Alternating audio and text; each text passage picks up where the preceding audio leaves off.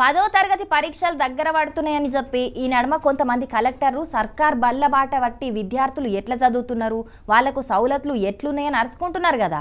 కలెక్టర్లే కాదు మేము కూడా పిల్లల తక్లీఫ్లు తెలుసుకుంటాం, వాళ్ళు మంచిగా చదివేటట్టు చేస్తామని చెప్పి ఈ ఎమ్మెల్యే సార్ కూడా ఈ పని ముంగటేసుకున్నాడు. మరి ఆయన ఎవరు ఏం చేసిండు చూద్దాం పాండ్రి.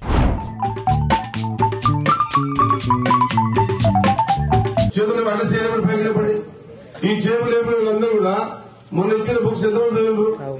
అంటే సంవత్సరం చేస్తారు చదవలేదు బుక్స్ కదా. మీకు ఆ చెప్పిన చదివినా చదవలేదా? గట్టి చెప్పండి. మంచిగా అర్థమైందా? సెల్ ఫోన్ చూసారా? ఆ కంటెంట్ అడగాలి లేపేవరకన్నా చెప్తారా?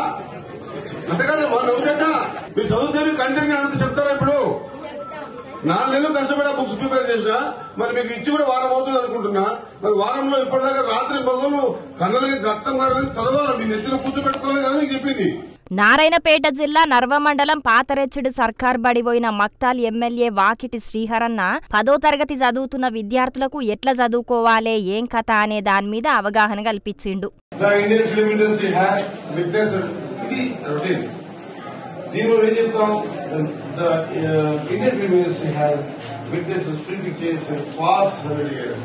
ఏ పదాన్ని ఎక్కడ ఫిక్స్ తీసుకోపోయి ఎక్కడ తీసుకొని ఫుల్ స్టాప్ దగ్గర ఏ విధంగా ఆగిపోయి దీని అర్థం ఇంతవరకే ఉంది అనే విధానాన్ని మనం అలవాటు చేసుకోవాలి, మన మైండ్స్ అలవాటు చేసుకోవాలి. శ్రీహరన్న చెప్పేది చూస్తుంటే మంచి టీచర్ అయ్యే లక్షణాలు బగ్గనేగా అనస్తున్నాయి. మరిగా ఎమ్మెల్యే కాకుంటే టీచర్ అవ్వునో ఏందో తెలియదు గాని మొత్తానికైతే ఏదో బడికోయినమా పిల్లలతోని మాట్లాడినమా పాఠాలు మంచిగా చెప్తున్నారా బువ్వ మంచిగా పెడుతున్నారా సౌలతులు మంచిగున్నాయా అని అడిగి బయటపడకుండా పిల్లలు ఏ పాఠాన్ని ఎట్లా చదవాలే ఏం కథ అనేది మంచిగా వివరంగా చెప్పిండు. సార్లు కూడా పిల్లలకు చదువు ఎట్లా చెప్పాలనేది కూడా చెప్పే వరకు అందరు అలర్ట్ అయినరు. 10వ తరగతి ప్రతి ఒక్క విద్యార్థికి ముఖ్యమైంది కాబట్టి మంచిగా చదువుకొని పేరు తెచ్చుకోవాలని చెప్పిండు. మరిగా శ్రీహరన్న నీ నియోజకవర్గంలో ఉన్న అన్ని సర్కారు స్కూళ్లకు సుతం గిట్లనే పోయి చెప్తిరంటే అటు సార్లకు భయం ఉంటది, ఇటు పిల్లలు కూడా మంచిగా చదువుకుంటారు. ఇక శ్రీహరన్న లెక్కనే కడమ ఎమ్మెల్యేలు ఎంపీలు కూడా అన్ని సర్కారు స్కూళ్లు హాస్టళ్లు తిరిగితే